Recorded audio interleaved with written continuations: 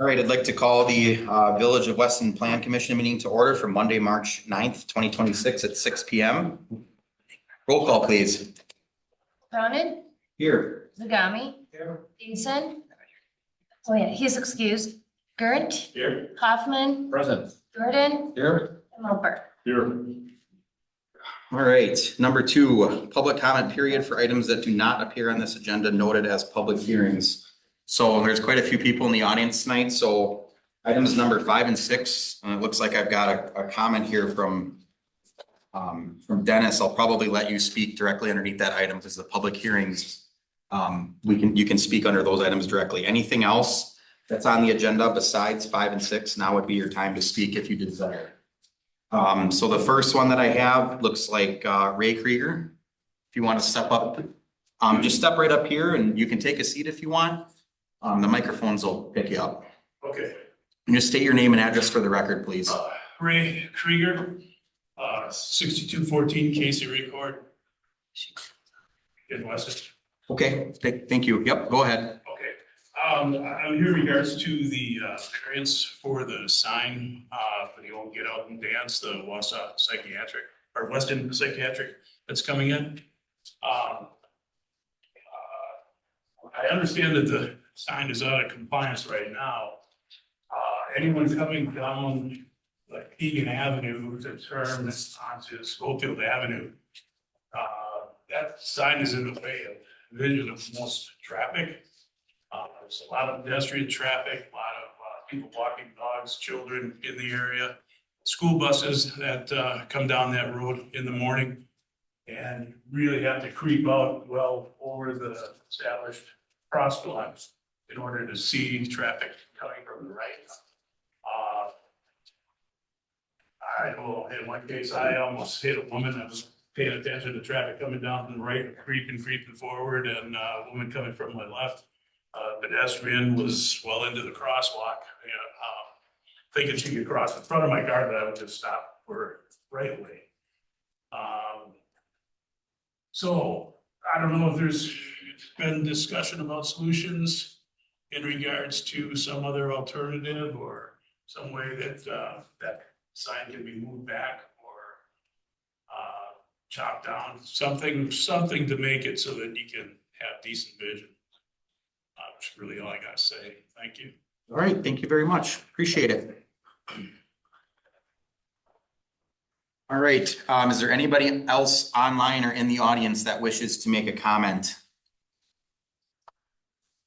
Second time, anybody online or in the audience? Third time, any comments? All right, hearing none, we're going to move on to item 3, written communication, disclosures and recusals. Members of the body should make any required disclosures or recusals during this time. Do we have any recusals? I have to recuse myself on item 6. Okay. Written communications, do we have any? They were all included in the packet if we received them. Okay. Moving on, number 4, minutes from February 9th, 2026 Plan Commission meeting. Motion. We have a motion to approve by Hoffman. Seconded by Gerndt. On the question? Hearing none, all those in favor signify by saying aye. Aye. Opposed? So carried. Item number 5, public hearing, project number 2026-0032, a request to rezone a portion of the property located at 8905 Birch Street from RR5 Rural Residential 5 acre to SFS Single Family Residential Small Lot. And we'll open the public hearing. Presentation by staff. Okay, this rezone request is to rezone a portion of the property located at 8905 Birch Street from rural residential 5 acre to single family residential small lot to accommodate a proposed certified survey map that is up there right now. The current RR5 district is intended for single family homes on minimum 5 acre rural lots, along with compatible agricultural and low intensity uses, typically served by private on-site wastewater systems. The proposed FSS district is intended for single-family detached residential development on small lots served by public sanitary, sewer, and water, and is generally applied in areas planned for residential development within the comprehensive plan. The property is identified in the current comp plan as moderate density residential and mixed. This future land use category supports a mix of single-family homes and other compatible residential types with implementing zoning districts, including the SFS that they're asking for. The proposed rezoning is consistent with that future land use designation and associated development policies. So the certified survey map that they are proposing would create 3 lots. Lot 1 will contain the existing residence. Lot 2 will remain RR5. And lot 3 is anticipated to be a future single-family home site located down there on the bottom along Shorey Avenue. An outlot is also proposed to provide legal street access to the property to the east, resolving a longstanding access issues. That's shown on the top of the CSM. Staff has reviewed the request and based on consistency with the comprehensive plan and surrounding development patterns, recommends approval. Great. Thank you very much, Jen. Public comment. So looks like I've got one from Dennis Wada. You could step up to the podium, please, or yeah, sorry, the podium, the table. Just state your name and address for the record. Dennis Wada, 9002 Birch Street, Weston. All right, floor is yours. I'm actually the one proposing this and just wanted to be here for questions in case needed. Otherwise, I've never done this before, so. Really the intention here is, we live across the street. We wanted to acquire the rural property for our own use. We don't have interest in the house. I had to buy the house to get the whole property. So that's why the rezone for lot number 1 on there. Other than that, she very well explained the remainder of the intentions, so. Perfect. Thank you very much. Yeah, if we have anything we need, we'll let you know. Appreciate it. All right, is there anybody else who wishes to make a comment on item number 5 specifically? Sir, if you could step up and state your name and address for the record. Kevin Scannell, 3009 Cosy Court. I got a couple of questions. The people that are selling their shoes, like, do you know if they sold the house yet? Are they gonna sell the house? So I'm buying the whole property, including the house. Okay. Are you intending to sell the house or not purchase and buy a house? That we will down the road, yes. Okay. I don't know where I heard this, but are you gonna put in a BMX track there? I'm sorry? Are you gonna put in a BMX track in the rural area? No, Okay. absolutely not. Okay, yes, I don't know where the hell I heard that. So this basically is just like adding like one more house to this whole area, correct? Correct. Okay. Yeah. There would be a potential for a house down on Shorey. I'm allowed for that purpose. Okay, so the lot 3 is already a lot that's being sold as a house for a house, lot for a house, correct? If lot number 3 is that's the south one, right? Yeah. Yeah, sure. Yeah, the intent is for future possibilities, that's all. Okay. All right, that's so the rural section can then be sold again, correct? And cut up for house lots, is that true?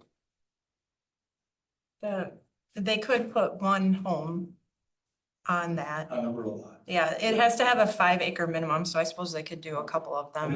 I have no idea what this thing, because I'm more concerned about how it might affect the value of my house, because we unfortunately can't stay in the bus area, we love it. But we have family issues back in Michigan, but so that I'm more concerned about what this might do to affect the resale of my house as my neighbor who's not here. But anyways, when stuff like this happens, like, you've got a really nice house, all the people around you, nice house, and all that. Is there a stipulation as to when you build a house, does it have to be a certain, level of, a sale level? No, it just has to meet current zoning regulations for whatever district it is in. So there I are was just minimum curious. sizes, but we don't direct how much All right, a home needs to cost. thank you. All right, thank you. Anybody else online or in the audience that wishes to make a comment on item number 5? All right, hearing none, I'm gonna close the public hearing. Discussion by planning. There is a determination form. And once that's the R5, that's Page 20. that's there. As he asked, that in the future could be switched to SFS as well, It could be rezoned, Yes. yes. just so you're understanding that.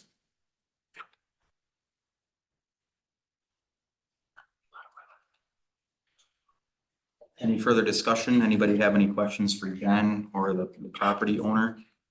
Can I ask one more question? We have kind of closed the hearing, so yeah, I can't allow any more at this time.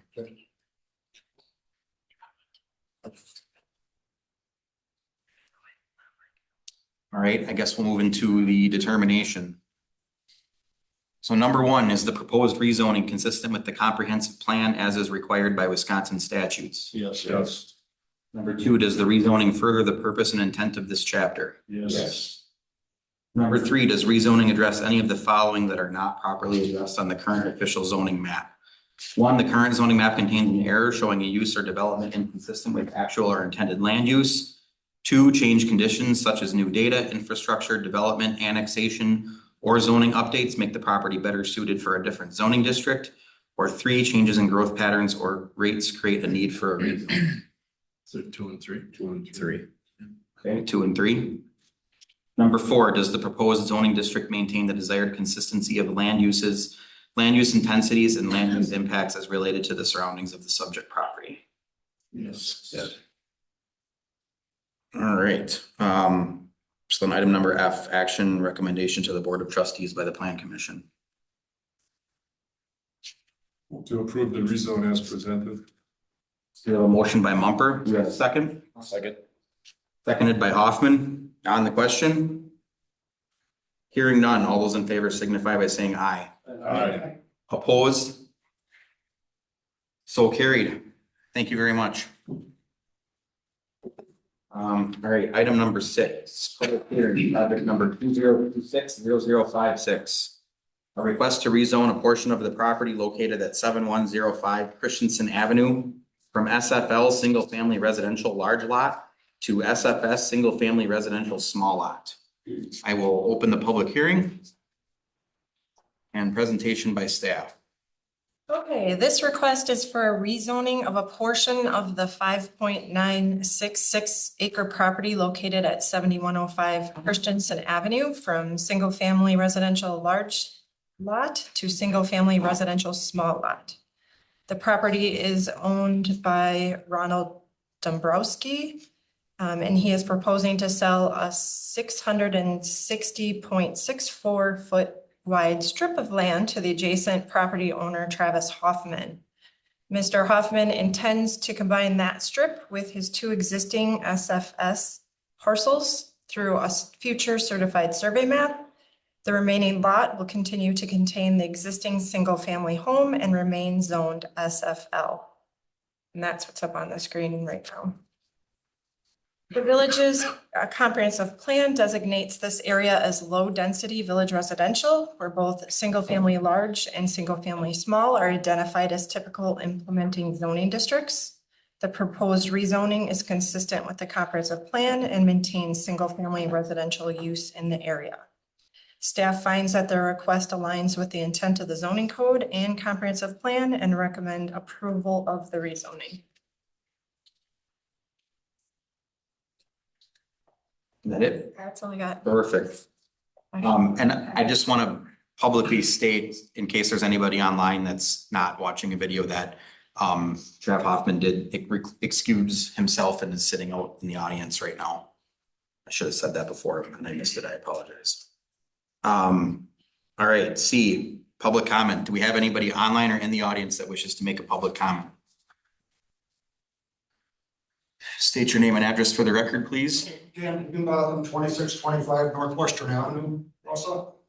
I think Jen did a great job of outlining what's going on here. Travis's property to the south is zoned SFS now, and the little finger of property that's crosshatched is zoned SFL.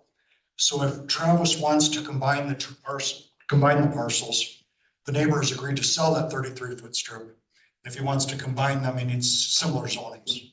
So that's why the zoning is being requested to FSS. So. All right, thank you very much. You're welcome. Anybody else online or in the audience that wishes to make a comment on item number 6? All right, hearing none, I'm going to close the public hearing. Discussion by Plan Commission.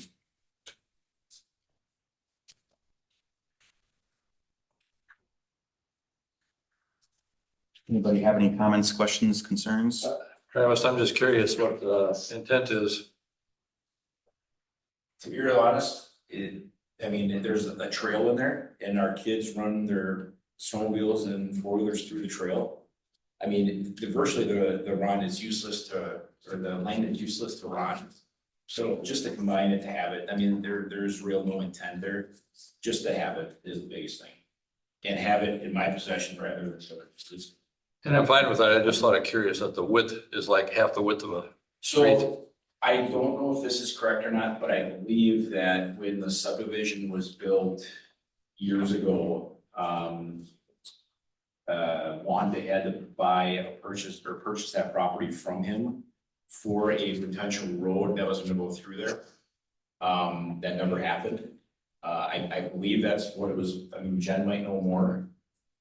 That would have been in 02-ish. And that's why it's a 33-foot piece.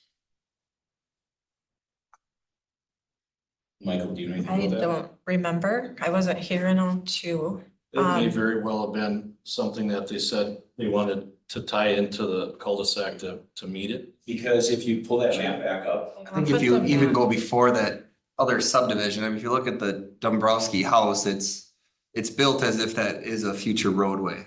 right, and that, I'll go back one more. To the left there, the hash line to the left, that, Ron actually sold the flip of that, 2 years ago, I believe, to one of those neighbors. No, so they could be, I believe it was a setback for like a deck expansion or something, or a shed, or there's something there, they didn't meet the setback, so they bought that Remember that one. bump out.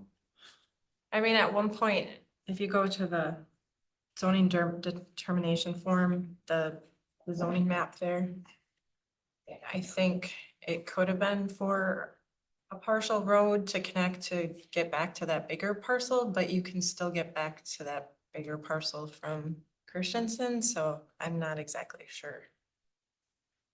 It's if you just look at Guzman Road extended, it would have been that north half of that, To get there. you But you know, can't 40 cross line. the wetlands. Correct, yeah, it wouldn't have gone through to the west, but So it essentially just developed in a way differently than what was anticipated years ago. correct, yeah. So but if we're on page 29, I think that better suits us yeah, you can see it on the yellow. So that gentleman bought boy, I need to have some glasses here. 49. Borrow yours. 4502. So he must have bought that from, it looks like the roadway went all the way up to that point there, the right of way anyway. There was something that happened to that property when Wanda lost that Ron got it back. I don't know what the details were, but that's how he got it back. So that was originally included in the subdivision, but when he lost it, it went back to him for some reason. Any further questions or any further discussion?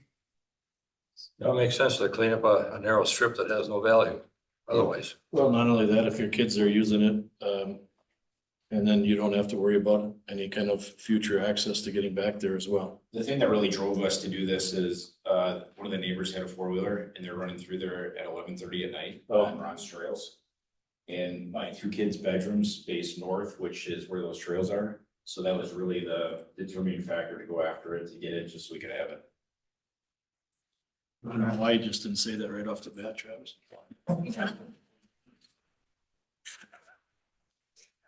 All right, so if there's no other discussion, we have a determination on, looks like page 30.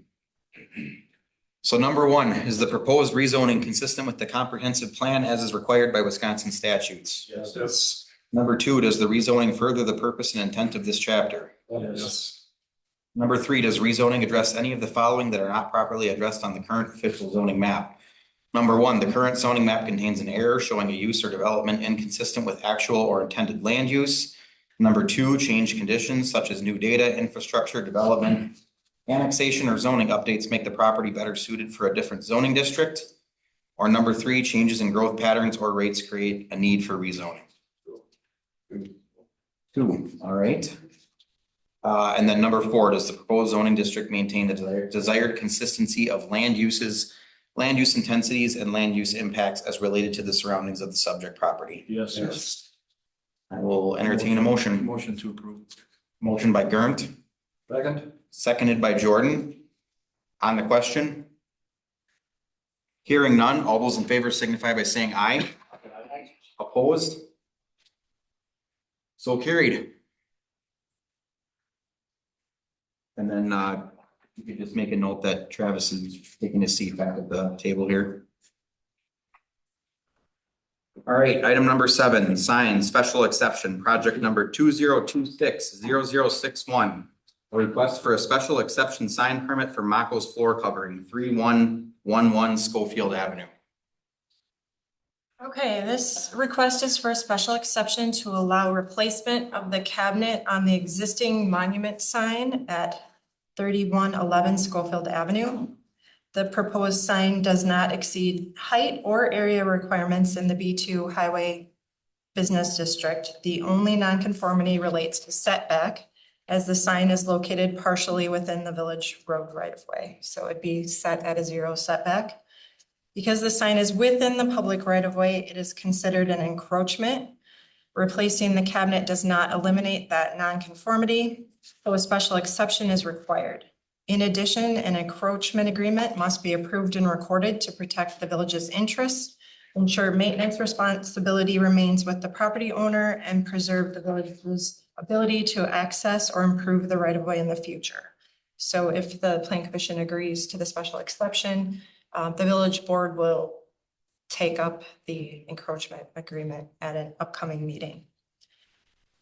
There are also some discrepancies regarding the exact location of the sign relative to the property line. Because of the encroachment agreement, I'm asking them to either do an ALTA survey or a boundary survey just so that we get that exact measurement.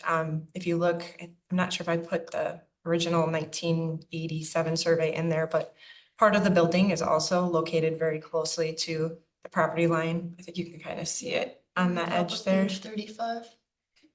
Was this in compliance prior to reconstruction and nobody thought? I don't know. It's, Because when I read this, I said to myself, were they originally in compliance and then they I'm sure expanded there the was, roadway? yeah, I'm The sure road the got wider building. and nobody went, oh, geez, there's a sign encroachment. I couldn't tell from the survey. I just had a feeling when I was Just reading. because it was so old and I don't know how long that highway, I don't know if we got more of it when, Like, because it was I under wonder if county I'm wondering if control. we purchased part of it when we expanded the roadway and they were in compliance and that made them not be in compliance. Well, and that could have been the county, because I think the county the purchased county it and did, then gave yeah. it back to us, or we took it over, so that I'm not Yeah. sure. I have no idea. And in the past, I think they just kind of let it get replaced, but just the fact that it is in the road right of way, we do have some liability if somebody would happen to hit it. So I do have Attorney Edie. I talked to him today. He's got just a few minor changes to the encroachment agreement that I put in there for you guys to look at and ultimately the board to approve. But there may be, as we go along, we may find some of these just because the surveying has gotten better too. We couldn't really tell. It was kind of whatever people brought in for, Yeah. I mean, you're seeing all these sign special exceptions this time on this agenda. These are a bunch of monument signs that went in the early 2000s, where at that time, it was actually this body that was approving them. And in the case of one that's coming up, we got something, the plan commission said, okay, we're okay with it as long as it's 5 feet off and you're out of the vision triangle. And then we never got an updated, they moved the sign and we never got an updated copy. We can talk about that one when it comes up, but we're just noticing some of these. And just along Schofield Avenue in the past, we didn't have that special exception option when we first moved to the current sign code that was put in a couple of years after, just because we have a lot of these signs that kind of don't fit on Schofield Avenue anymore. Wow. The new places that go in can meet the requirements, but these old ones can't. So that's why you're seeing them come through special exception. They will be allowed to reface. It's just when they have to first get that special exception. You should get it ready. I just wanna, I didn't get a chance to talk to you since that email went out. Oh, yeah, I get the call from the sign guys. Yeah. Cause I know him. yeah. And he's hollering at me and I'm like, I don't know what you. No, I figured. So I get Mark on, or at first I called, Steve was going on vacation, and then I called Mark. And, you don't wanna know what Mark said, but I said, what, so then they just decided to come back and I said, well, you can take it to planning if you wanna get an exception. I know we've done that in the past. Actually, he's done a few of them before, so I just I hate getting those calls because I don't wanna feel like I'm going against you guys, but I said, ask if you can take it to planning commission for an exception. It's a sign that was approved before. If it's non-compliant, I think you can reface it, but I don't know that for sure. Yeah, we had already told them that option, but they didn't want to go through it. So we had it all taken care of. It's all fine and it's Yeah. coming before you. This was definitely a unique situation just because that road right of way is very wide And I there. couldn't even tell you which one he called me on. I didn't even ask. Yeah, I didn't it was care. this, or no, it was actually a different one. It wasn't Yeah, this one. I have no idea which one it was.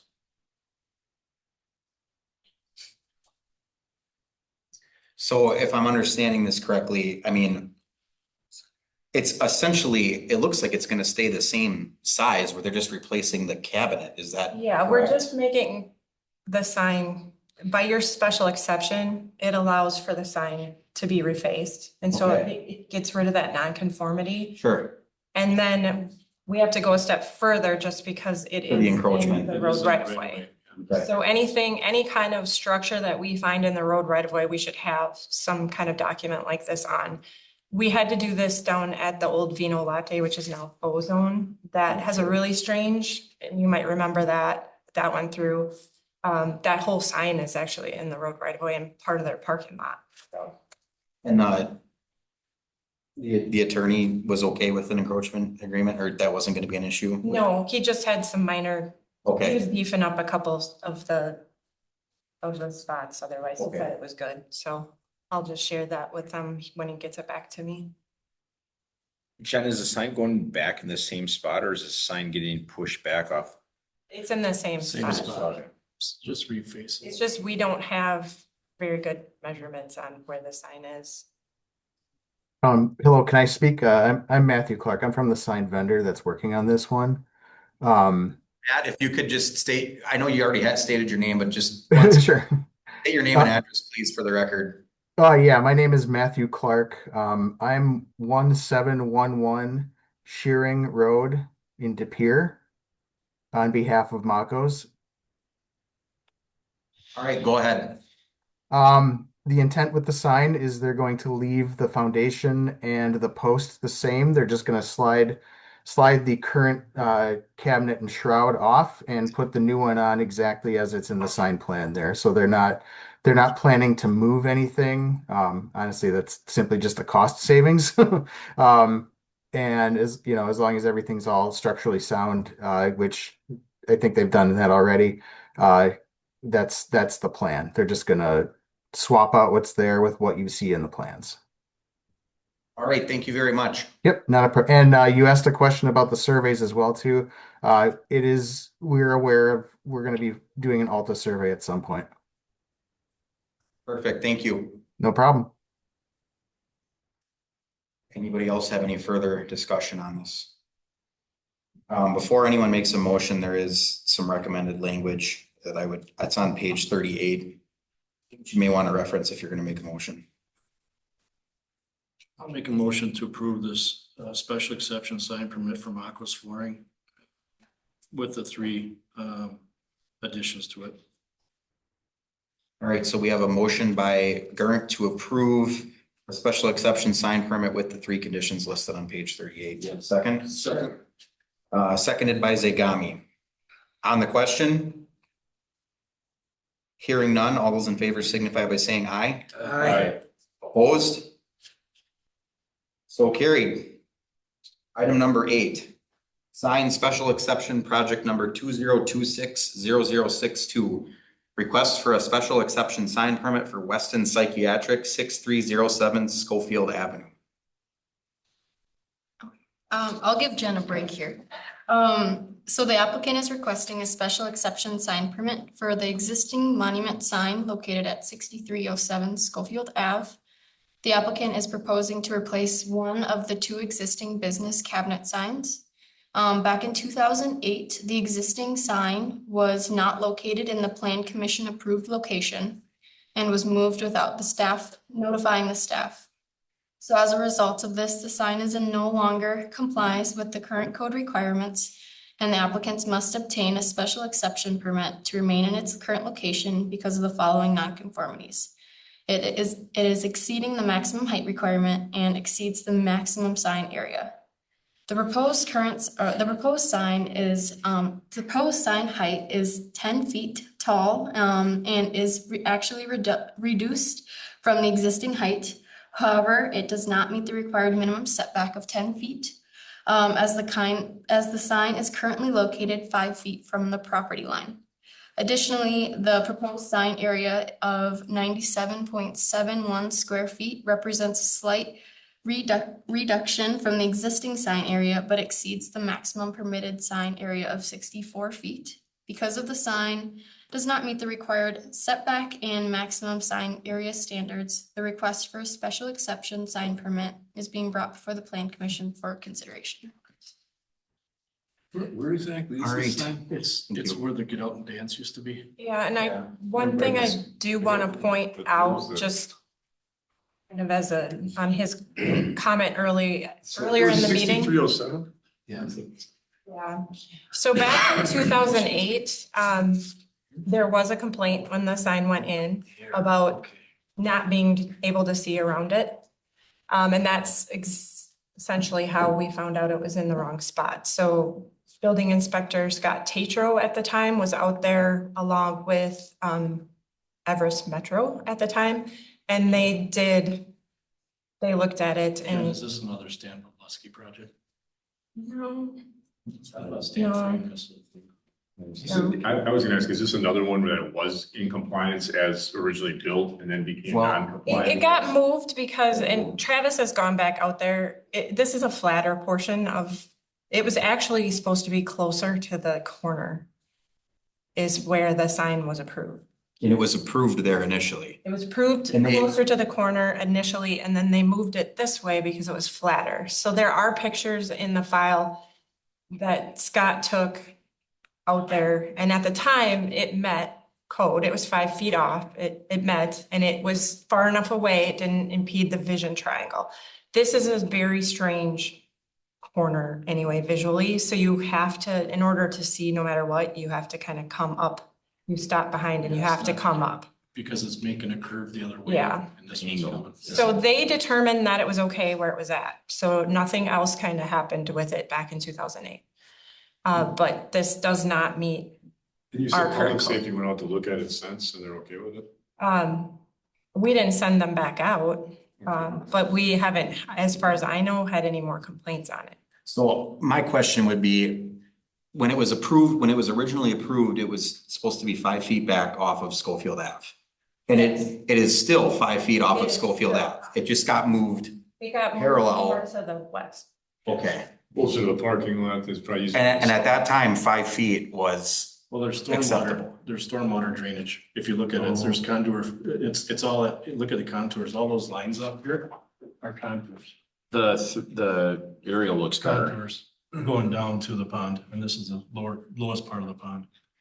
So it's all sloped that way, so they pushed it out of the pond like we did. okay.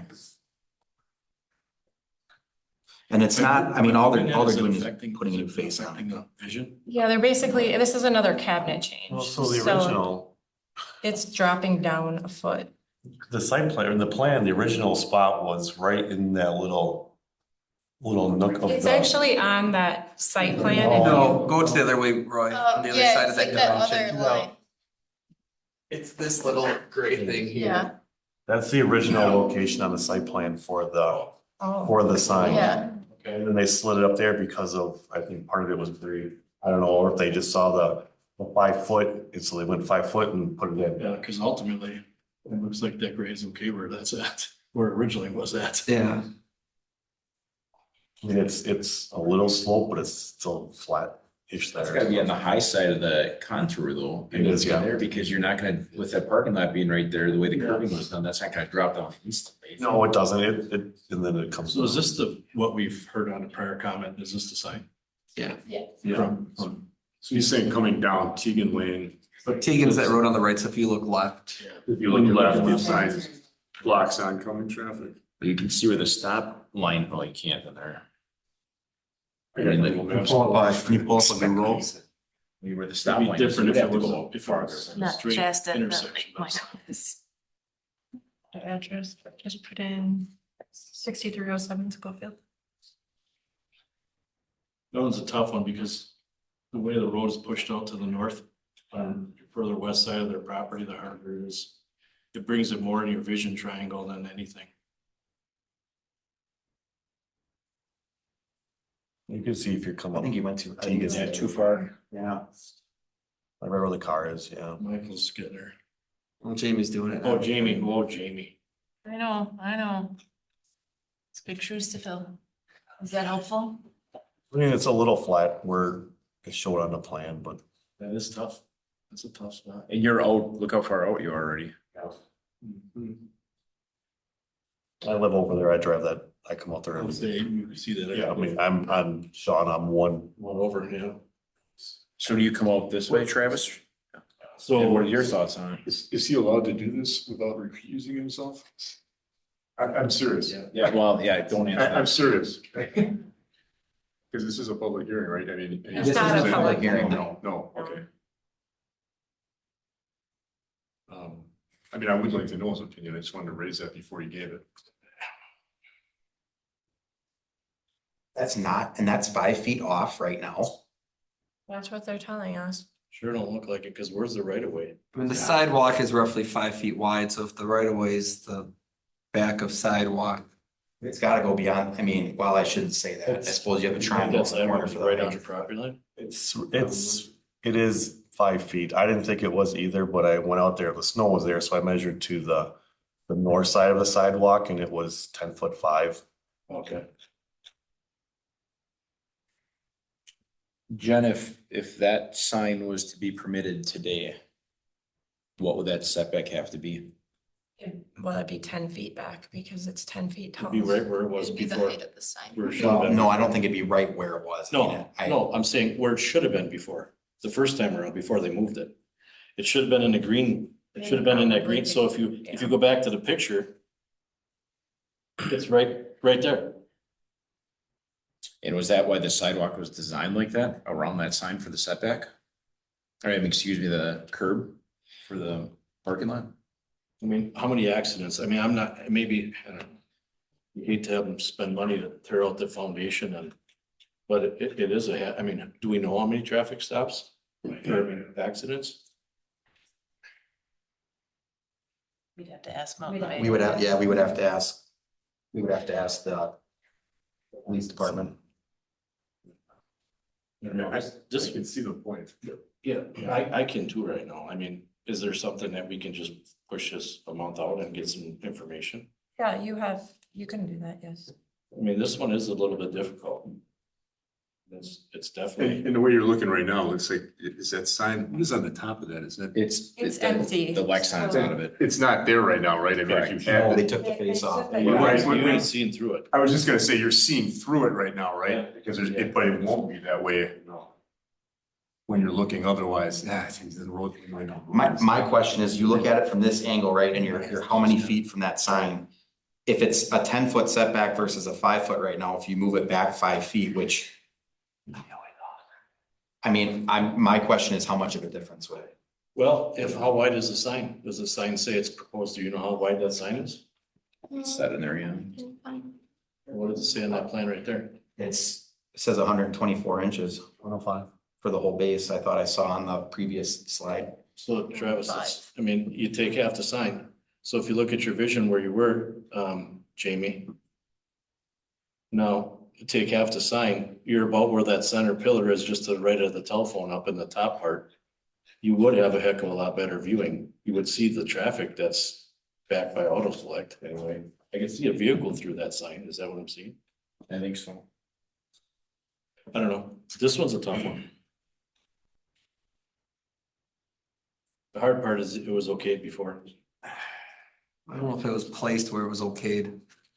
But It wasn't placed according to plan, but at the time it still met the setback is what I'm getting at. Yeah, and Scott was okay. He had to be okay with it for the simple reason that it met code at the time. At the time. And you verified that it's 5 feet off.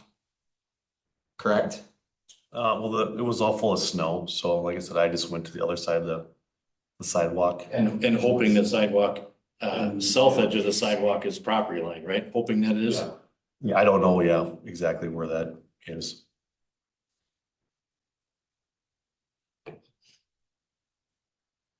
The sign companies are supposed to find property lines. I know many of them don't like to do that because it's an added cost to get a surveyor out there if they don't have a survey.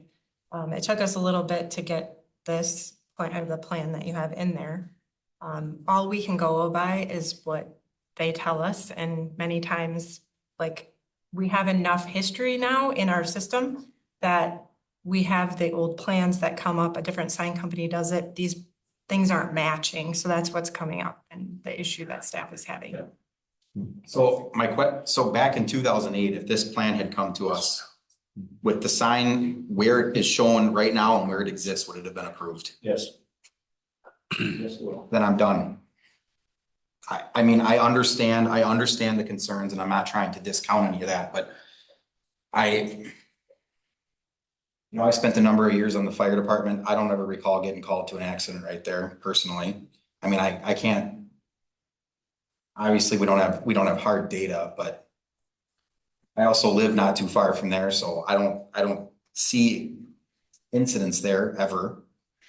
That's not to say there isn't, but I mean, the hard part for me is if it was built that way and it however many years ago, and all they're doing is putting a new face on it or a new cabinet, which is actually smaller than the current one, I have a hard time not approving this. I mean, I agree with you. Yeah. I really do. It's just a matter of I feel. Another one is sitting on the right. To that point too, I mean, and you could say the same thing for the next one. I don't mean to jump ahead here, but I mean, how do you say yes to one and no to the next one when Understood. the situations are almost the same? I mean, If it met code, I follow you, Steve. I do. Yeah. I guess I understand having, we have the new ordinances that we have to prevent situations like this, right? And I get that, but I think the intent of that is going forward is not to create any more of these. You know, at some point, if they decide to rebuild the whole sign, then fine, but until that happens, like. Yeah, it is putting an extra burden of cost on us, asking to put it anywhere else, right? And it's not insignificant. Right. How many years that sign being like that? 2008. 18. So,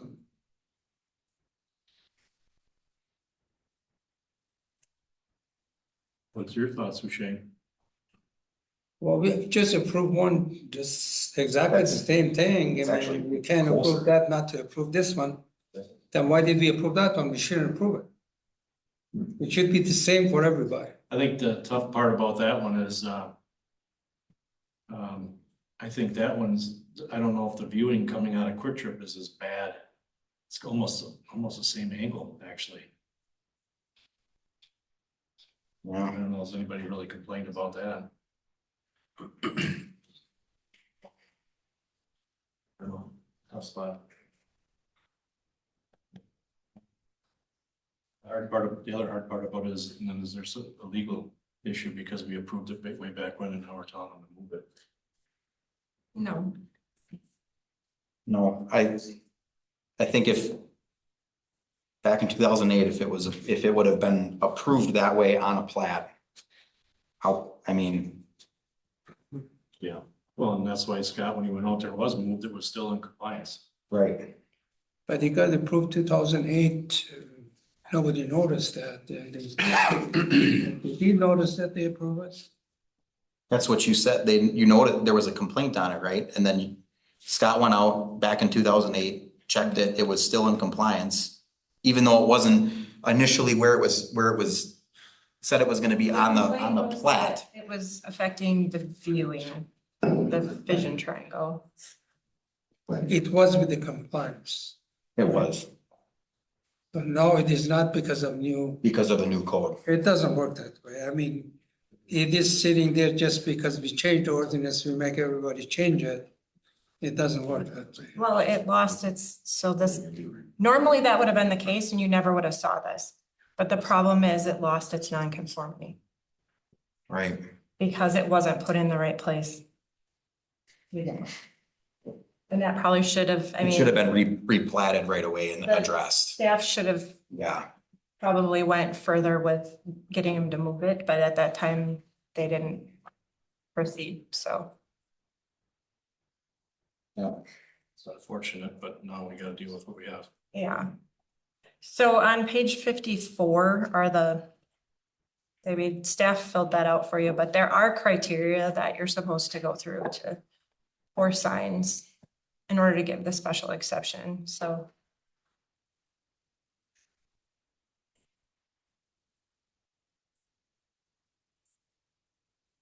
Yeah, and I did read through this over the weekend and I didn't have any issues. Do I need to, Jen, do all those need to be read out loud? No, I don't it's think just, so, you just, because we didn't do them on the last one. yeah, it's just they're there for, I mean, staff filled them out for you. Okay. Then I'll move to approve the special exception sign permit allowing Weston psychiatric super lettering and signs to replace the face of the existing non-conforming monument sign exceeding the maximum sign size and street yard setback requirements and to permit the current location, making the sign a legal conforming sign. We have a motion by Mumber. We have a second. Who's read it? I'll second that. Seconded by Zagami. On the question? Hearing none, all those in favor signify by saying aye. Aye. Opposed? So carried. All right, number 9, sign special exception, project number 2026-0067. Request for a special exception sign permit for Burger King 6003 Business Highway 51. Okay, this is a special exception sign permit for Burger King at 3111 Schofield Avenue. On Business 51, 6003. Thank you, guys. The applicant is proposing to replace the existing pylon sign as part of a future redevelopment of the site. They're actually going to be coming in with a site plan for the entire site where they'll be removing the existing Burger King building and constructing new. While the new sign would still exceed the current code limits for height, area, and setback, it would actually be smaller than the existing sign currently on the property and would remain in the same location. Staff reviewed the request against the special exception criteria and did not identify any negative impacts. We did receive one email from I think it's the neighbor to the east. For the lighting. Yeah, that was just Brightness. concerned about brightness. So that's something that can be adjusted if it ends up being too bright, because they have the ability to adjust it. Do we have a code on that? I don't even. They're not supposed to glare out, but we don't have anything anymore. We used to, there's certain things that they're not supposed to do. And if it is too bright, we can have them turn it down. Certain lumens or something shadowing off the property. Yes, the foot candles have to be at 1 foot candle at the property line just for lights in general, so. Yeah, for parking lot lighting. This tends to be more like an out glare, so. And this new sign is gonna be a lot smaller than the old one. Yeah, So conceivably, it should be. I don't know how much less they're light. actually using the one that they have right now, I so. didn't wanna like call, but when I read this, there's I think is it Court Dental on Schofield Ave, like right across from CW Power Sports. If you've ever driven by there at night, that sign they have with the lights on it, there's apartment buildings right there. You wouldn't believe how bright that thing is.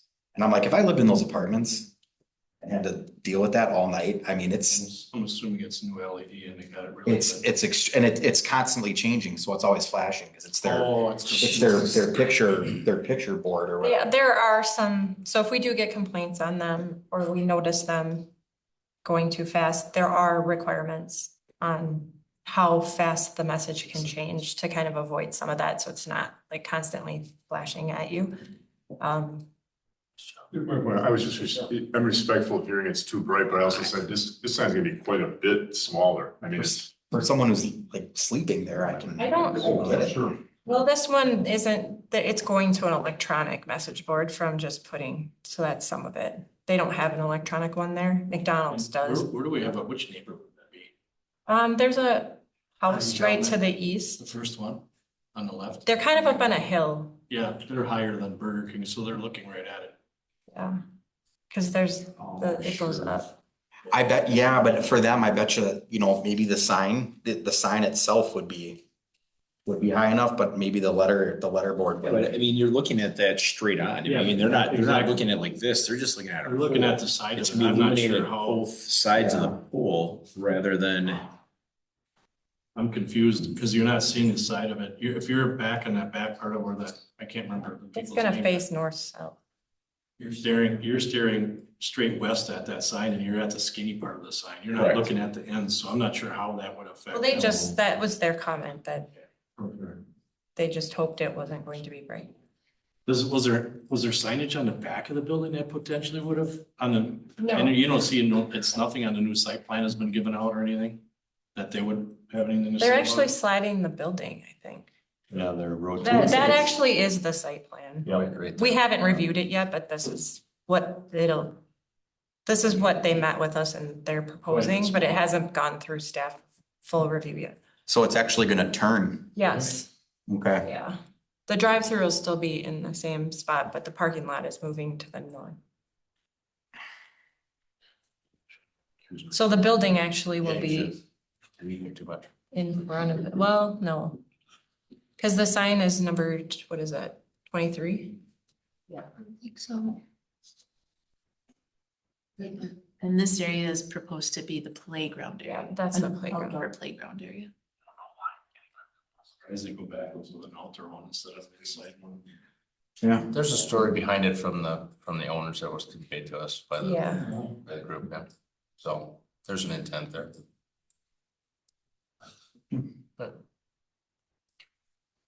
All right.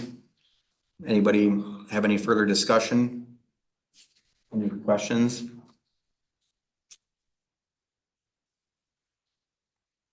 If none, I'll entertain a motion. We should approve. We have a motion by Zagami. Is there any special language in there? I don't see it. It's just that they'll still need, we'll have to issue the actual sign permit for it. Second. So a motion by Zagami, seconded by Gert. On the question? Hearing none, all those in favor signify by saying aye. Opposed? So carried.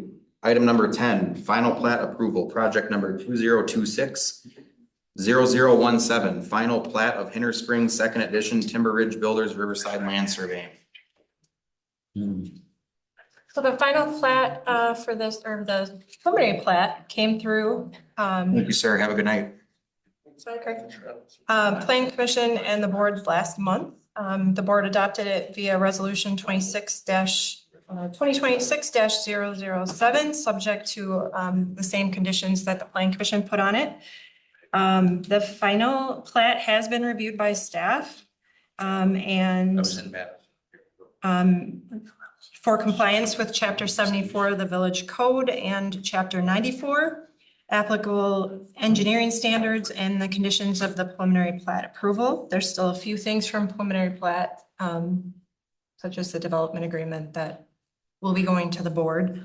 The plat proposes an 11 lot residential subdivision, so that's a little different than what you guys saw last month.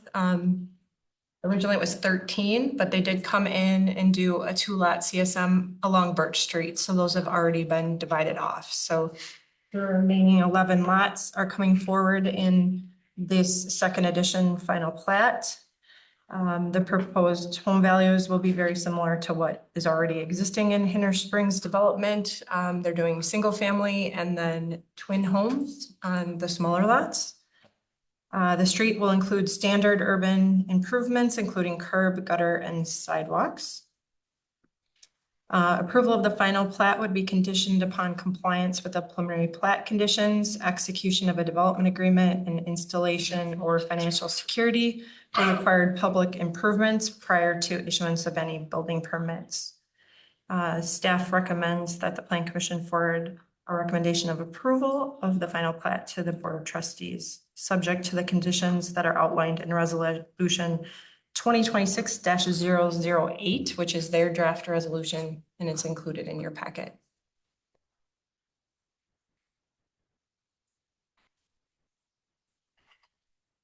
Any discussion, any questions, concerns from planning?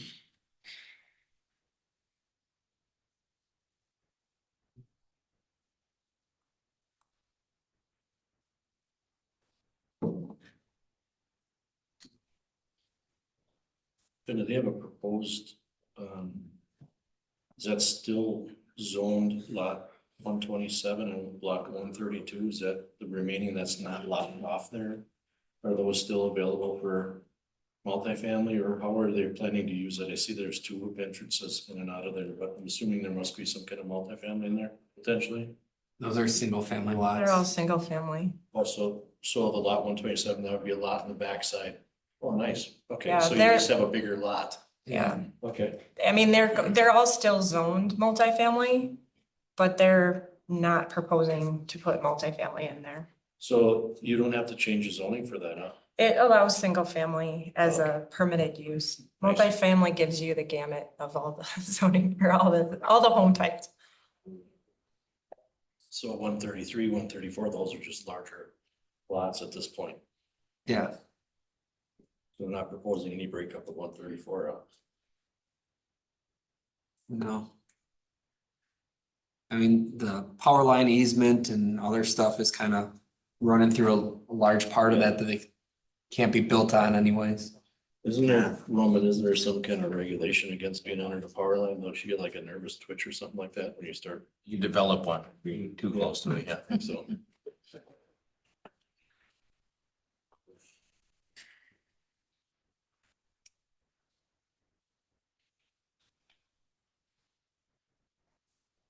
Anything further? Not, I'll entertain a motion. I'll move to recommend the village board of trustees approve the final plat for Inner Springs second edition, project 2026-0017, subject to the 5 conditions set forth on page 73. We have a motion by Mumper, Great job, Lumber. Second. seconded by Gurnt. On the question? Hearing none, all those in favor signify by saying aye. Aye. Opposed? So carried. Item number 11, discussion of Parks and Recreation impact fee review. Okay. This is just on here to kind of get the discussion started or to see if we even want to have a discussion. Some of you were here and on the committee or commission back in 2020. when we completed a public facilities need assessment for park and recreation facilities. At that point, we went from having parkland dedication fees to our current park and rec impact fees. And that facilities study analyzed the impact new residential development has on the need for parkland and park improvements. That analysis supported impact fees that were significantly higher than what the village currently charges. So when the Plan Commission and the village board considered the fees at the time, they chose to adopt lower amounts. So $300 for a single family, and then $250 per unit for 2-family and multifamily developments. And prior to that, we were at $250 for a single family. With rising costs for park improvements and maintenance, staff is asking the Plan Commission to revisit the current fee structure and discuss whether adjustments may be appropriate at this time. Options include maintaining the current fees, increasing them toward the maximum amount supported by the 2022 Public Facilities Needs Assessment, or considering an update to the study before making a significant adjustment. The item is intended as a discussion to receive feedback and direction from the Plan Commission on how they would like staff to proceed. So I did create there's a little picture in there that kind of So, shows some of the options, John, on but page 79, is this per calculations attached meets assessment and ordinance is a proposal for parkland and park improvements impact fees was as follows. 200 and then 202 and then 886 for park improvement. Is that what you're saying it was? Your current fee is. Current fee is? No, the current fee is, Current fee is 300 and 250. yeah, that's saying when the needs assessment was done, that's what it could have been. So that's what the max would have been.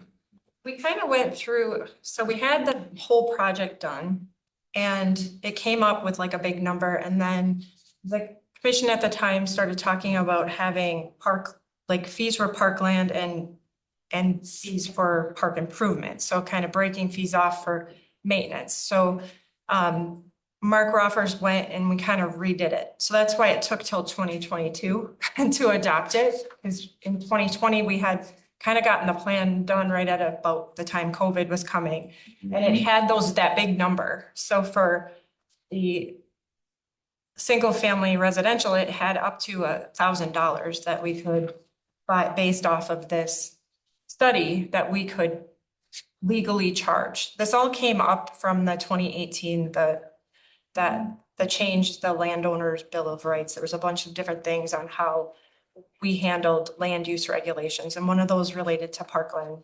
dedication. Prior to that, a lot of times like in the case of this subdivision that you just had, instead of us, Roman charging at the time of building permit, he would have been charged all that, a lump sum, prior to me being able to sign the plat. So I think the last time we did that was maybe one of Denion's, and it was like, I don't know, $15,000, $11,000. That's what I was just gonna ask. Yeah. So, That he had to put on the beginning. Now it comes up on anything if it's like if it's on a new home. So the builder pays for whoever the builder along with is. the building permit. Yeah, as Okay. part of the building permit, and they know what that is. So on page 80, you've got that chart that shows the single family, the duplex, and the multifamily.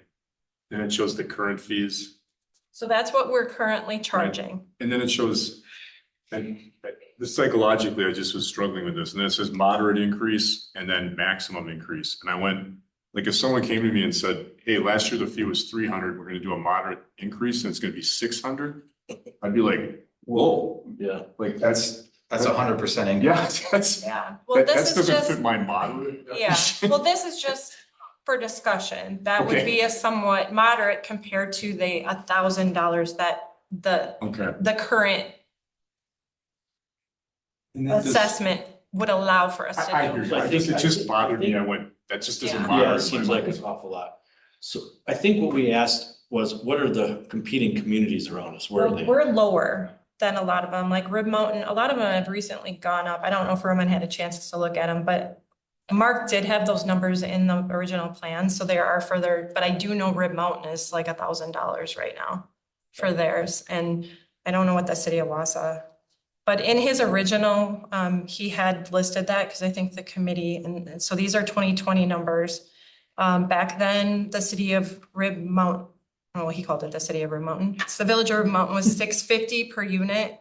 City of Schofield, he couldn't get. City of Wausau at the time was 310 or 185. I know that they've all gone up. Rib Mountain is $1,000 something. Coronavirus, you know, I suppose we don't, that. So it's, We can look at that. I mean, this is just a discussion starting What is the point. par- Does the Park and Rec Committee have any thoughts on this, or have they been? That we're just starting here. You guys were in charge of the. Okay. Of that. I just, that was my other thought. was what they do manage the parks, but ultimately this, I Yeah. think this comes back to us because it's part of the building permit. Well, Okay. and again, I just want to stress when we go to these, how do we be competitive in our community for building? I was just gonna say that. Yeah. Yeah, but some of it, what got brought up is because some of these new subdivisions, we're also looking at utilizing that parkland dedication for certain things within some of these subdivisions. So like in the case of Granite Ridge, we're putting in, they gave us basically the outlet, we're gonna be putting in a path of some type that goes towards, it's like Robinwood Park to the east. Yeah.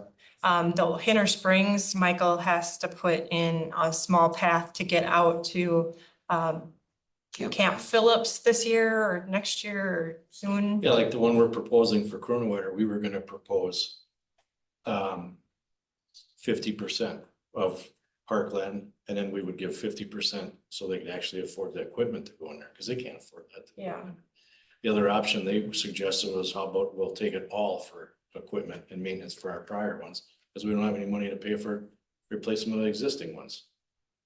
So it's a negotiation with developers. Well, we don't have that option anymore, Yeah, so. no, I know you. And I don't know if they've, and I can't go by what Cronenwetter, I don't know if they actually went through and updated and are doing it correctly for the state statutes.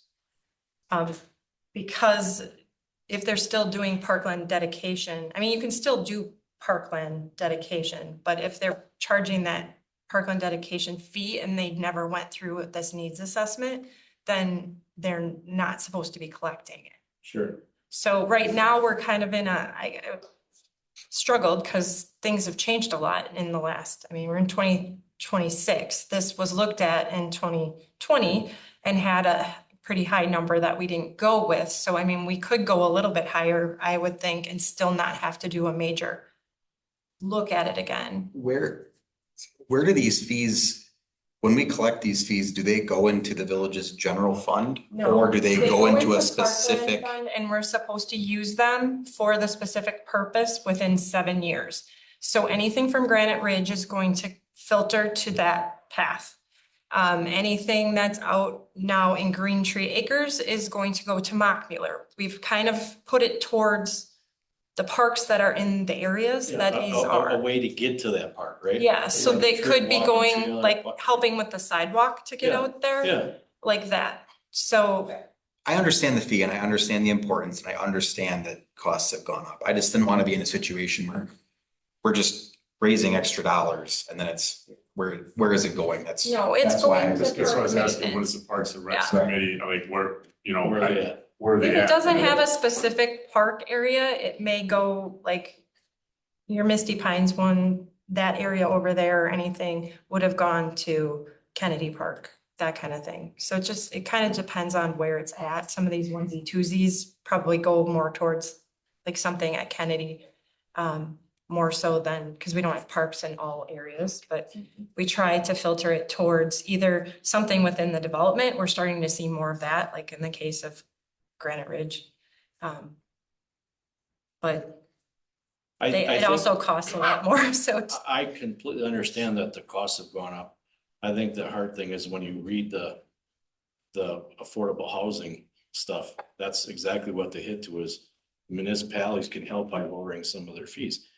But that's coming right from the state level, but on the same side of it is how can you maintain some of the things you have without any revenue coming in? well, and in the case of some of these, that's an amenity that's getting people to buy the house. They're using that in their like we're gonna have this path. Well, Yeah. if we can't afford to put the path in because we have to wait until the 88 lots are in, that's some of it too. Yeah, so. Takes longer. Yeah, and that's very, I mean, it's true, it's truthful and it's understanding. Especially like in your situation, you do have to wait till a bunch of those, till you have some funding in order to put that in, right? I mean, it's not, you're not getting it up front anymore. Right.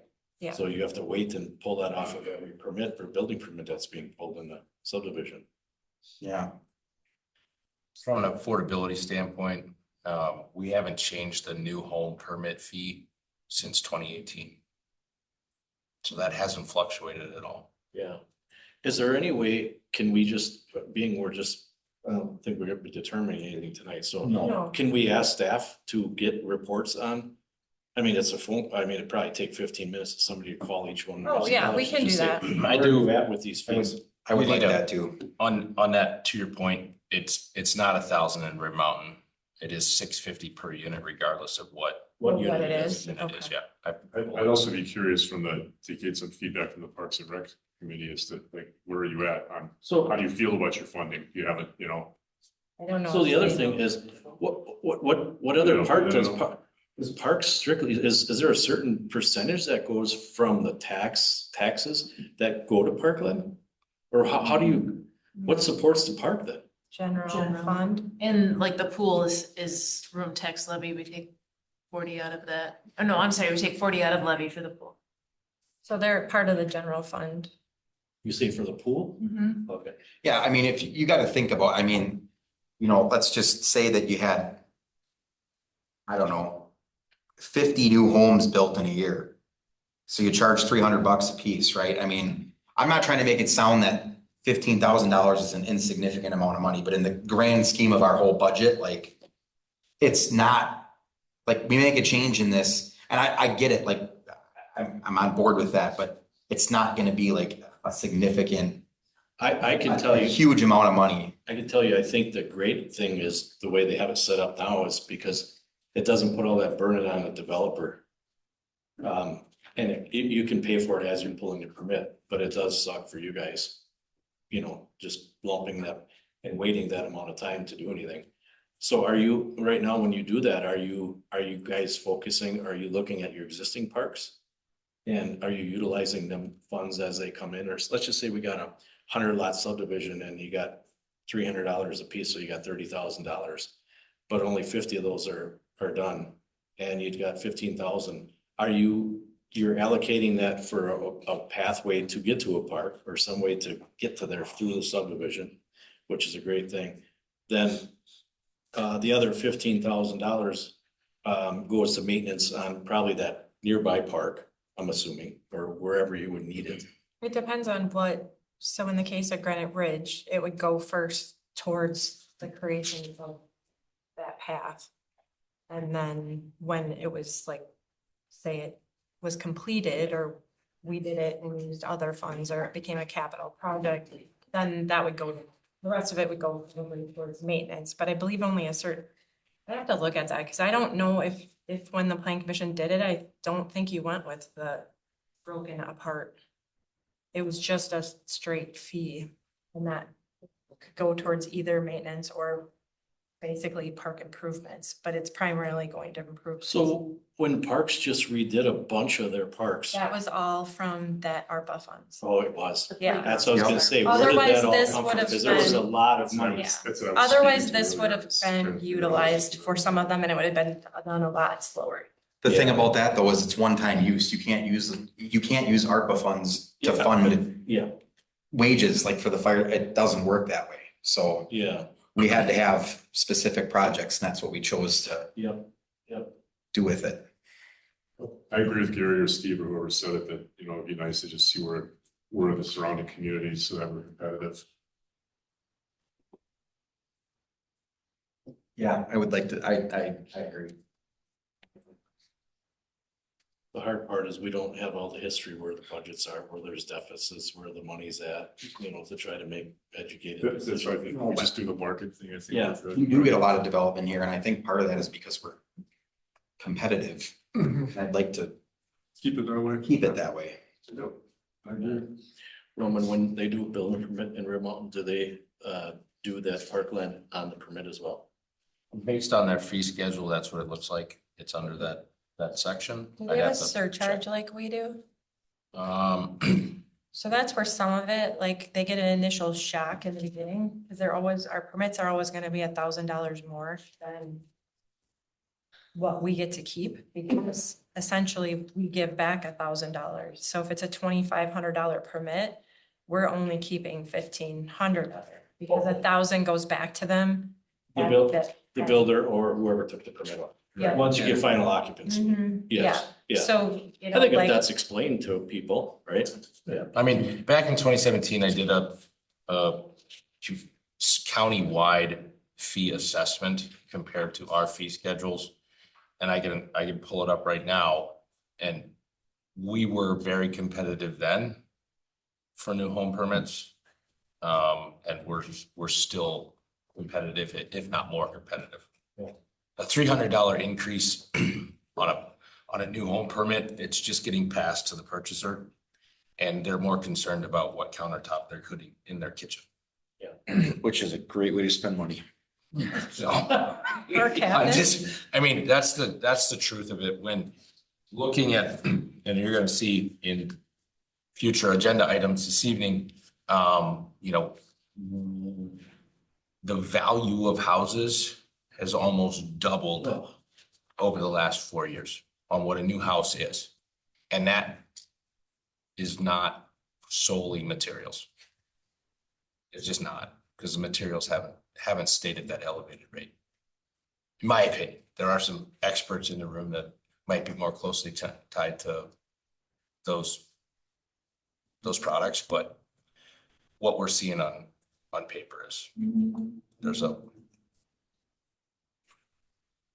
it's gone way up. It's crazy. So. We kept referencing the Granite Ridge subdivision. To put a path between that subdivision and Robinwood Park is about 1,000 feet. At $300, that 26,400 that you'd get for that subdivision from the single family homes would pay for about 500 feet of traditional sidewalk. That's gonna need to be some boardwalk and some other things through that wetland, so I guess that, you know, we talk about making commitments to developers or saying, yes, we'll build this, but it's not necessarily just their funds that'll pay for it. There will have to be some village contribution to pick Well, that up. in a situation like that, that might be a little bit. Correct, yeah. Further, and you do have some boardwalk going across there because there's some wetlands. Yeah. Hopefully not every situation is like that, right? Yeah, and even like looking at Green Tree, that's about 1,500 feet from where Moose Drive would come out onto Creel. And so to get that over to Mock Miller, again, it's about. So do they not have sidewalks in that? They have sidewalks within their subdivision, but then we had talked about using that parkland funds to connect sidewalk over to Mock Miller. Oh. So like they're putting sidewalk in their development, but then. So yeah, Mock Miller's, to get over there, they didn't have any. Correct, there was nothing in that old subdivision. Yeah, I follow you. I guess, you know, there's questions asked about what would this money be used for? What would parks use it for? Well, that's kind of what they'd use it for, but it wouldn't pay for the whole project. Yeah. Sure. Okay. We good on that? We'll let me contact like next month or 60 days. We'll try to bring it back next Okay. month. I was just curious and try to put pressure on you. That one should be easy to get. We're almost done with all these annual reports, so. Almost. All right, 12, 2025 code enforcement annual report.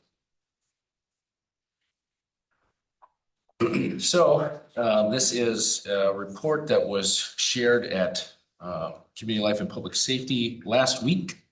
I do have to let everybody know that Audrey had a tremendous impact on this report. She's been a huge. She's gonna add print to you the a copy department. so you can take one. Yes. Yep, so, but this is basically a recap of our code enforcement efforts over the course of the year. You'd have to put my garage on that. Well, if you weren't such a slumlord. That is actually the garage on Business 51, just north of what's that bank there on Business 51? Cloverbell Credit Union. So it's actually being re-roofed as we speak. So it does have an active permit on it to replace the roof, shore up the walls. But this was kind of a big one that's been on our to be taken care of list since 22. So this is kind of our definitely one of the worst structures in the community. So, but it won't be that anymore.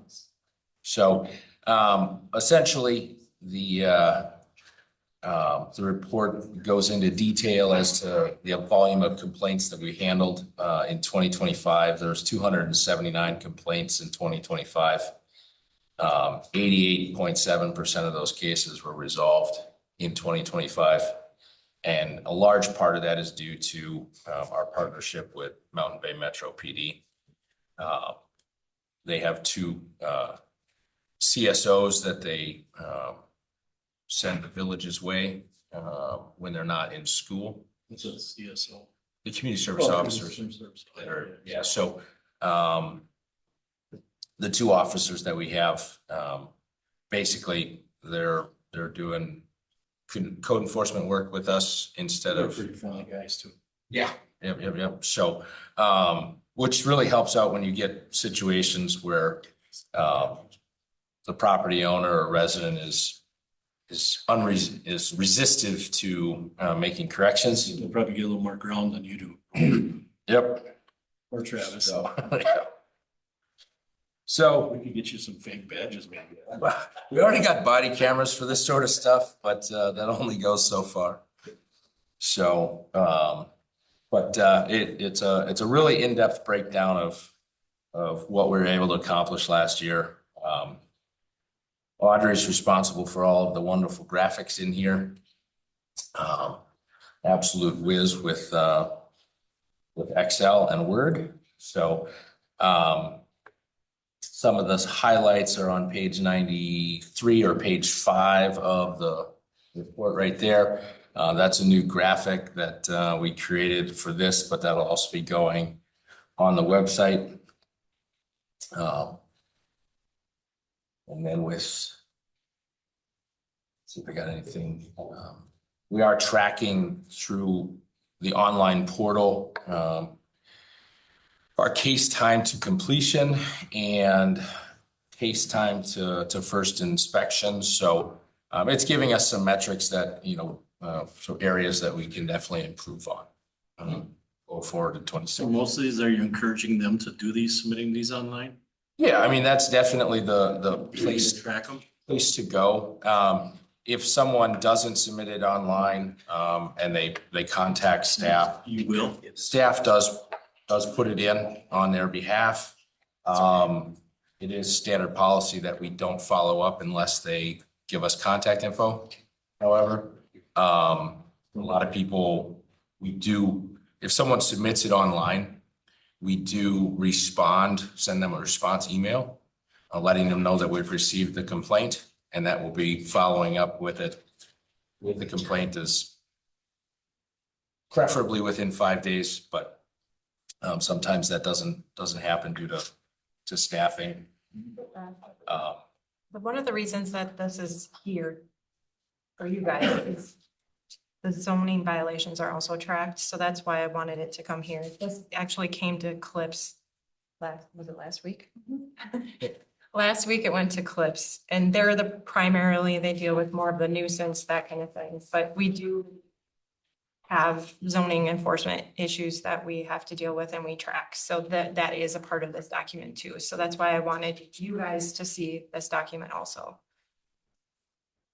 So you'll see on page 9, that's going to be your case time completion graph. And the zoning issues are the ones that typically take the longest to resolve. So. Couldn't fire department use this building for practice? No, it's too I guess. close. It's They rebuilt it. It's too already close to ventilated. other It's structures. already ventilated. We always ask. So that one did start with a raise order, so that's how we got them to comply. And always as part of that, one of the options is we talk to Josh and see if it can possibly be burnt down. They haven't done one since, I think Alpine, that was the last one, but. Might be good for some forcible entry, huh, Marty? Oh, do we? Okay. The only problem with it is create the air pollution. Other than that, Well, there's just sometimes they can't, for different reasons. Yeah. But it doesn't look like that now. No, it's being fixed. It has brand new trusses, roof decking on it, Everything but siding. everything but siding. Do you think that this on page, what is this, 7? Looks like the number of violations. Is this because they're paying attention, or is it just like from 17, 18, were they just possibly not tracked as well? That's a great question. I think the spike in 18, I think that was part of, I think, the transition from our old system into the new one. So I think a lot of cases got ported in 2018. In 22, I mean, I should say 22, but I'm not sure why it was so quiet in 22 other It than was staffing. staffing was- issues. Nobody could. It was issues with either staffing or the political climate at the time. 2020, we did not do any kind of enforcement on Very little pretty much enforcement. anything. Just because of what was going on everywhere, like there were signs, we were allowing things to go out because businesses were hurting, restaurants, they couldn't. So we just kind of laid off enforcement. And then after that, Emily left in 22, and she didn't really do a lot of enforcement when she was here at all. She was doing more, because we didn't have the capacity at the time. So if they did, Jen, if they did call in, are you saying like 71, 63, 62, 24 Those are ones that probably, yeah, were addressed? yes, anytime they come into the system, it's gonna get marked as a number. So we probably got less complaints just because of what was going on in the economy People at the weren't as time. concerned about it, I don't. Well, isn't it? More around people were 2020? doing like construction projects at their house too. Yeah. We were really busy on the other end, like our department never stopped during COVID because it flipped to building, like everyone was home and they wanted to do building projects. So we were more dealing with keeping things going that way. Yeah, just didn't, I see such an increase here from 23. I was just wondering if it's because we're tracking more of them, or we have more time, or we're more focused on them, or what it is. We had more staff focus too at certain times. Carrie was here. Carrie was here, yeah, but Aaron also was with, here in 23. with Mountain Bay Metro, we can get more volume in the system. Right, so there's stuff like, some longstanding cases. I mean, that roof collapse was probably a year or two before that it was started as a case. Right, so, I mean, we do have more capacity with them assisting. Yeah, the change at Everest Metro was starting to happen during that phase 2, because prior to that, we didn't have a lot of contact with them. So we got caught. They took a lot longer because we didn't have the ability to do the citations and things like that. I was having to go through the village attorney. So we were only handling during that time frame the really difficult they, must-need It's issues. kind of like separate identity or something. It wasn't like. Well, they just had a different way of enforcing. And then when it was starting to change, we had the ability, Nick got kind of heavily involved in 23, I would say. And they started helping us. And then with the change in the department, basically we continue with our letters and things like that. And then we meet with them monthly, weekly during the summer. They take over anything and they actually stop in and talk to them, or have control stop in and talk to them. So they kind of take over the project and they determine if they're gonna cite them or not. So we didn't have the ability to cite prior to that because of just the way things changed. When I first started at the village, I could write citations, but when things changed and they went to tracks, we were less able to because there was more paperwork involved and things like Well, I that. got a few letters from you on the citation. Well, you get letters. We still did letters. Our process hasn't changed, but on how we've enforced and gained compliance has changed. Well, it looks like a lot of land use ones out. 182, 24. Wow. I need to see this. I'm really actually excited about putting this together, just because it really shares what the village is accomplishing. And so it's been kind of late last year, it kind of came to me that this is really the direction we need to go from a reporting standpoint. You don't get, do you get any kind of reimbursement I mean, and when I'm saying this, I'm not asking that you cover your costs, because there's also the citizen satisfaction, right? Or knowing that somebody does give a crap and they will fix it, and I really like this community because of that. Is it more of that? Because you're probably not covering costs for most of this stuff besides just appeasing the complaining person, right? There is no budget for code No, enforcement. this is totally ancillary to everything else. Yeah, and that's what I was getting at, is this is more of a customer service deal. Yeah. I mean, there's definitely some cases that, people complain about and there isn't an actual issue. Yeah. Right. So. I never left a Kleenex and it blew on my yard. Right. So there's some stuff that is just, so just because a complaint is filed doesn't mean it turns into a case. And then typically, if a second complaint comes in on a case, then that gets added to the existing case that's being worked on. So you do see some closeout that way, right? But ultimately, it's about, what are we doing to make the community a better place? That's what this whole report is. And like I said, it's totally ancillary to everything else that we do in the department. Thank you for taking the time to put that together. Yeah, and great job over there, artist. Thanks. Savvy techno. The one last highlight is on page 97. That was the fence on Schofield Avenue. So page 10 of the report. That for a lot of years. Yeah. There was a big hole. There was a big hole for a while, and so we actually had to send enforcement letters. Certified enforcement letters to all of those duplexes I on. just send one back. Yep. So that was 18 property owners, I think it was. Like $17 a letter. Yeah, it's $17 a letter. So, but we got them to fix the. Oh, fix the nice. fence. Yep. So. Not to drag out any more time with a question on, we did have somebody on the highway like blow through us. I was gonna ask Weston, is that a county thing when you mow your fence over and so that, and the posts and stuff are out in your yard? Oh, what's out on 29? Yeah, by our shop. Somebody came off the highway this winter. So I'll call county on that probably. They're probably gonna do the maintenance on it, yeah, because that's a WISDOT fence, so it's gonna be. Great. We got anything else on the, I just want to get us back on track here on the enforcement annual report. Oh, we'll go to another report. Perfect. This one's 13. This one's three times the size. I know, I saw that. 13, 2025 Planning and Development Annual Report. Did you get the email I sent you, Jamie, to open that up? I was just working with her where it's at, Okay. so. This must be the big packet that. The big one.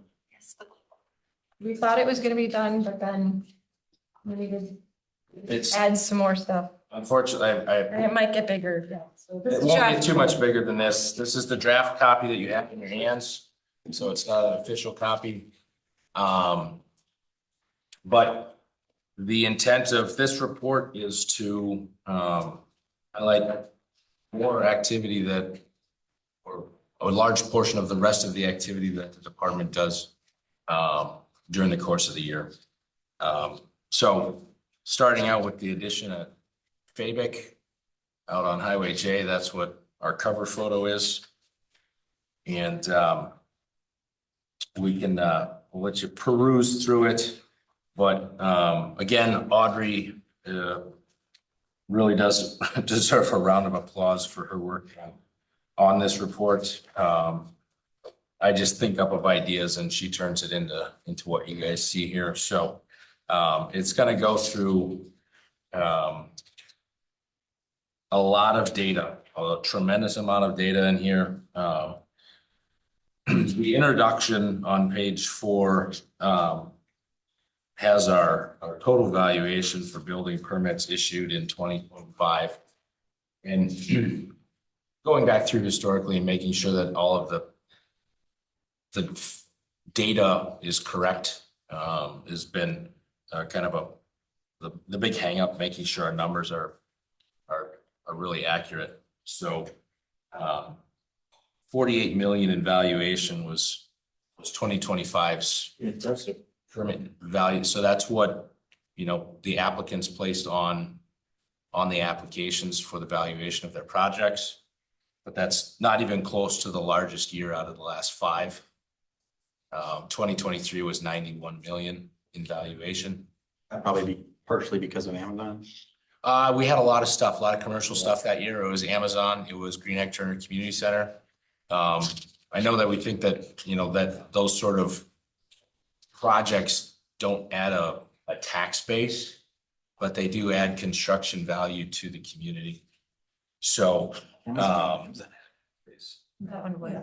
Green Egg Turner didn't, but Amazon did. Amazon did, yeah, for that.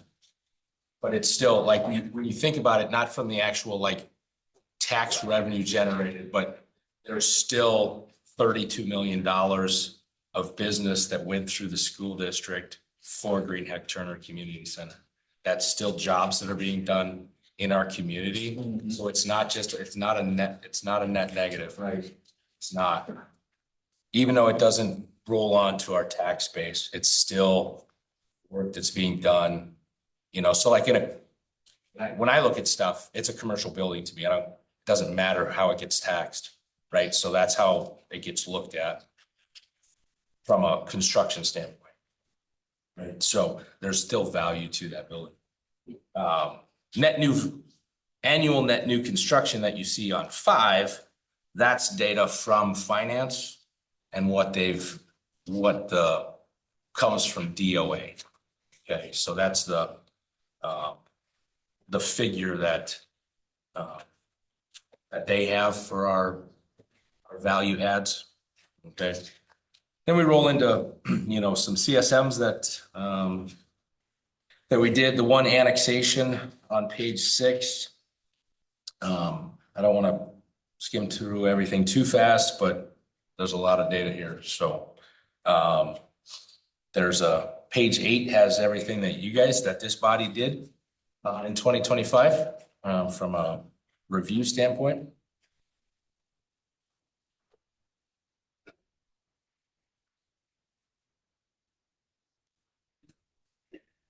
And then we roll into our building permit totals and types on 9 and 10.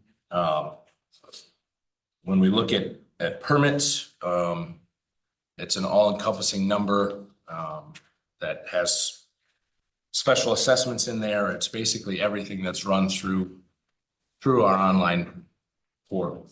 Okay, so you'll see residential permits, commercial permits, and then assorted permits. The assorted permits are stuff like excavations, special assessments, moving permits, laterals, water meters. Those have typically no value on them. Not that there's not value to them, but there's not a value figure associated with an excavation permit. So, but you see our and then we do cover, just so everybody knows, all the permits for the town of Weston we process those. And then a portion of Rothschild for a few limited permits associated with the water utility in parts of Rothschild.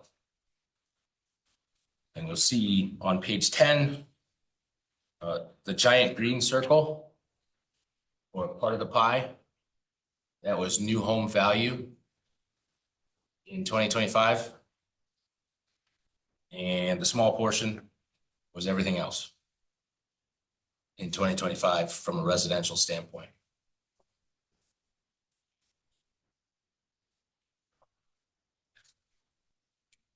Get into go ahead. Is there a percentage that you want to, like, between residential and commercial? That you want to, like a ratio that you want to shoot for?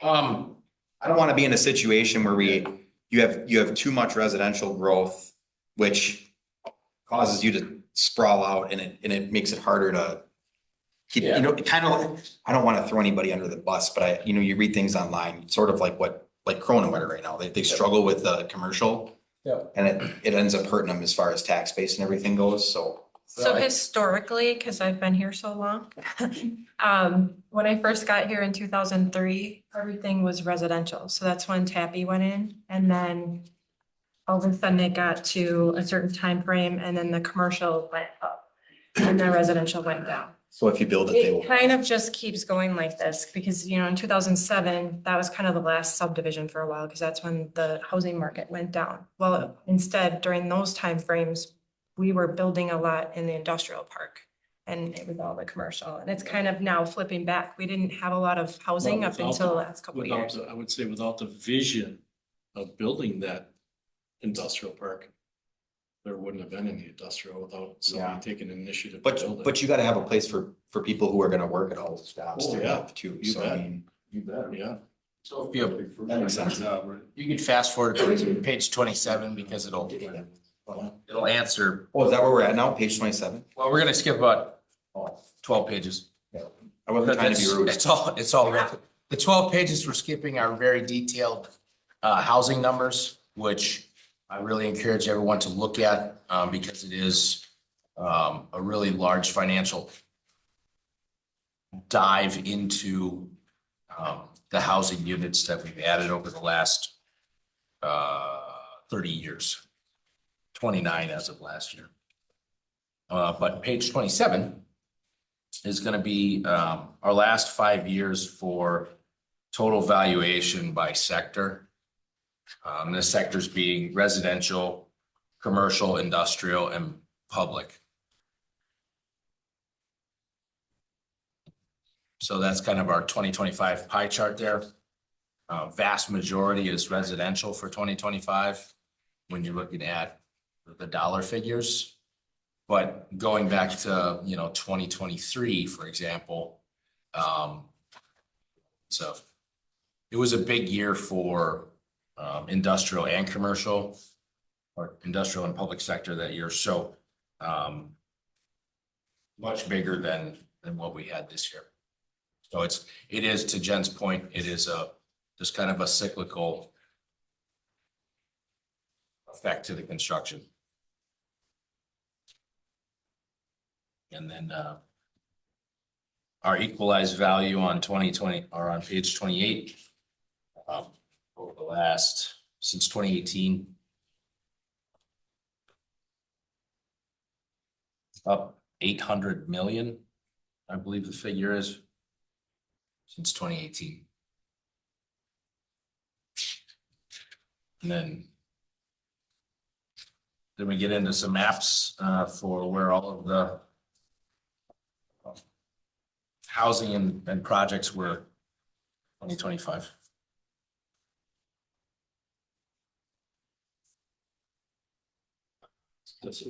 Bring it all together. Yeah. Thank you. You're welcome. It was really important that's why it's taken me so long. So I do apologize with it not being 100% ready today, but it's been really important to make sure that I get this right the first time so that you'll see this every year. Are we getting building permits in for Granite Ridge yet or no? Not yet, no. That won't be, that's a couple months out. Okay, so probably Are we gonna be pouring foundations this summer? Yeah. Foundations, yeah, this summer. Yes. June or July, I think last time I talked to Joey and Alex was June or July, right? So, I mean, that's, They're gonna, yeah, they're shopping at the bit because they've got the two foundations in on Birch Street already. Waiting on the CSM for the rest of Hinter Springs. they'll do So- Cedar Springs first while they're waiting for granite. Okay. So. But like I said, please review that in your spare time. Thank you very much. Yeah, thank you very much. We'll This get is you a nice. final one when it's done. Yep. All right, 14, February 2026, staff approved certified survey maps and site plans. And if you want, we could take 15, February 2026 building permits along with it. Move to acknowledge. Second. Are we acknowledging both? Yes. Okay. Motion to acknowledge 14 and 15 concurrently by Jordan, seconded by Hoffman. On the question? Hearing none, all those in favor signify by saying aye. Aye. Opposed? So carried. 16, Planning and Development Department Monthly Project Update Report. I don't have to go through it unless somebody has questions on anything. A lot of them are just still kind of hanging out there until spring. We can do a bunch of closeouts this year. Excuse me. The only thing I'll ask Jen is, what do they do with their non-compliance on Owen's place there? On the storage units? See their permit is expired or something, or building permit is No, expired. Bugs is Well, expired. Bugs is expired. Yeah, And so then, we just need to pull that up and see. The building permit for sure is expired, which, and then the conditional use is only good for 2 years, so I have to look at that one. So it may be coming back. Is he not finalized on that, or? Bug? Yeah. That storage units to build. In the back? Just everywhere else. Oh, yeah. He's So just not working on No, his he's not. project. He's He hasn't probably been just given- working on it as he has time. Yep. Yeah, no, I understand that. So then where's the Owen at with those units? Owen needs to come back in, and last time I talked to him, he wanted to go back to the original plan. So you might be seeing that You mean back again. after he The brought big it ones. back, now he's going back? Yes. So he had a big shakeup with ownership, and so that's what they had a special assessment come through January. Yes. Yeah, so it changed hands technically. It was new partnership, and so there's also new management there as well. It's on the follow-up list.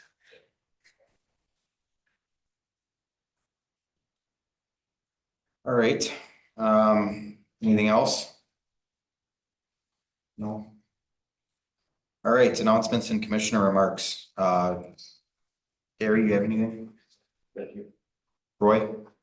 Kudos to the staff. I thought that both reports are very well done. Pretty awesome, yeah. Yep, I agree in the reports, nothing for me. Joe? Good. Shane? Good. I don't have anything. I hope everybody enjoyed the first nice day of the year. Even though we were here for the last part of it. Anything from you, Jen? No. Jamie? Don't forget to complete the comp plan survey. And if you already completed it, don't forget to remind your neighbor. All right, number 18, future agenda items or staff referrals. Unfinished business, discussion of an internal inspection process for conditional use permits in a wellhead protection zone. Electrical vehicle charging stations and the 2025 new housing fee report. And 2026 housing affordability Which report. I think Roman did a majority of it already. I just have to look at it and see what I need to do to put that into the format that we need for it. Okay. Next regular meeting date, Monday, April 13th, 2026 at 6 p.m. I'll entertain a motion to adjourn. Sorted. Motion by Huffman, seconded by Mumper. Question. Hearing none, all those in favor signify by saying aye. Aye. Opposed? So carried. We are adjourned at 7:50 p.m. Oh my God.